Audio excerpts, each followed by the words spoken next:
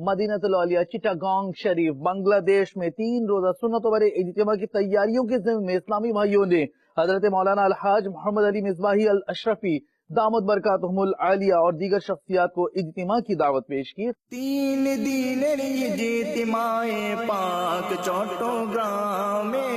3 দিনের ইজতিমায়ে পাক চট্টগ্রামে 3 দিনের ইজতিমায়ে পাক চট্টগ্রামে 3 দিনের ইজতিমায়ে পাক চট্টগ্রামে